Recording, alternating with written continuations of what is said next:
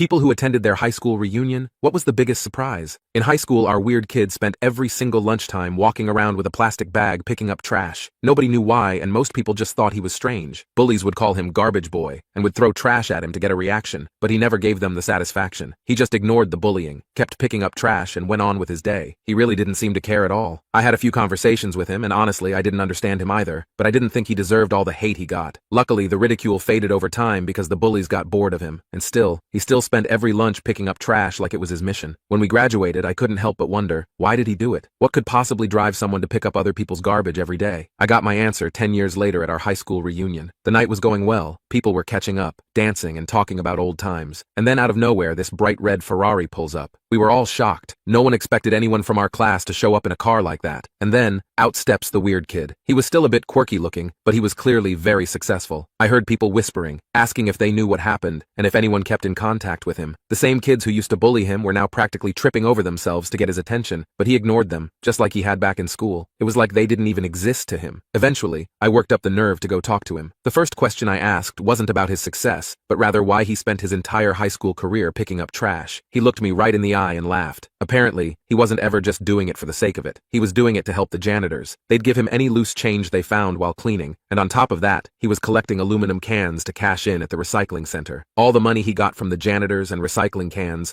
was put to use learning how to trade stocks. He told me he started trading by saving up nickels and dimes, and eventually used that to build his first stock portfolio. He said he didn't care what anyone thought of him back then, and never felt the need to explain himself. I then asked him what he was doing now. He told me that after high school he got into quant finance, worked on his skills, and eventually built and sold a crypto company for a couple $1,000,000, and he wasn't even bragging. He was just being straight up about it, like it was no big deal. We didn't talk much after that, but I couldn't stop thinking about the conversation. The kid everyone thought was weird turned out to be the most successful person in our class, and even though he didn't say much, he left such a strong impression on me. He motivated me to start investing myself. So far, I've made $3,000 this year with an app I found, and every time I see my portfolio grow, I think about him walking around with a trash bag, building his future while everyone mocked him. Edit. For everyone asking, I use Bloom to learn to invest, because it literally pays me to learn to invest.